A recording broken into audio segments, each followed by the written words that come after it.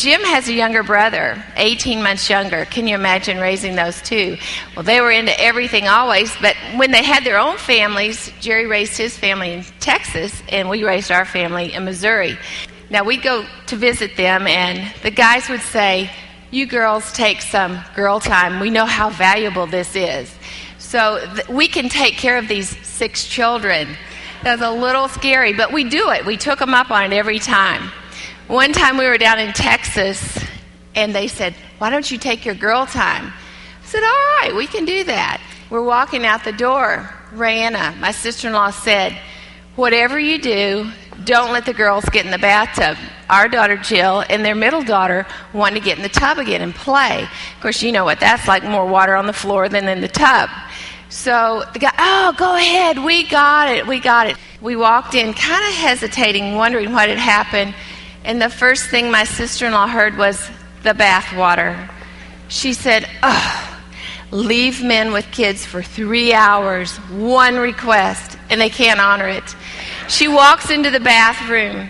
She gets down right at that 4-year-old level. She was just going to give them what for. She ripped back that shower curtain, and there stood my husband.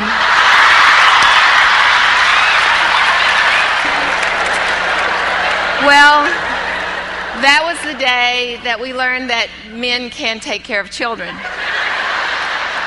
Without a doubt, my favorite movie of all time is The Sound of Music. And when I think about Suzette Brawner, I think about Maria. Was that her name? Because Maria makes me laugh. She's creative. Her kids, like the Von Trapp kids, are probably the neatest kids I've ever met in my life. And I would go to anything Suzette Brawner's doing, because a mom like that, with creativity like that, and a personality like that, would probably be the most fun weekend you've ever been to in your life. About 15 years ago, once again, my sister-in-law and I went to Hot Springs to visit my mother-in-law, who was probably about 70 at the time. And so my sister-in-law and I were chit-chatting about men, and as Gary was talking about their testosterone levels and when those levels might decrease a little bit. And so we thought, you know what? Let's ask Bonnie, these boys' mother, when this is going to happen.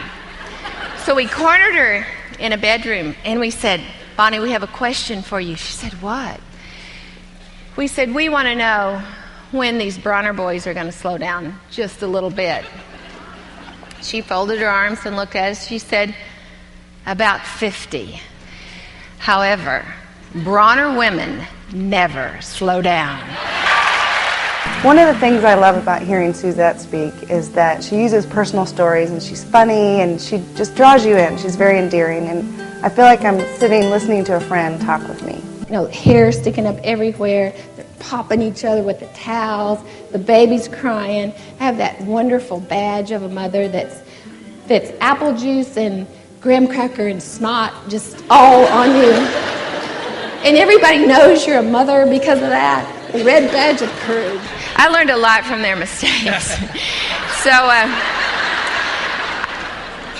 she kind of taught me how to navigate through the potholes and what to avoid, and I was so blessed. And I'd be in one crazy season of life, and I'd say, "Norma, I cannot do this." "Yes, you can. I know you can." "Oh, I just want to make it through this part." She said, "No, honey, it's more complicated later on." I've known Suzette Brawner for over 20 years. I have watched her raise 3 outstanding children. I've watched her serve her community. I've watched her be an outstanding wife. We're in a small group together. I want you to know you're going to be pleased to invite her to your organization.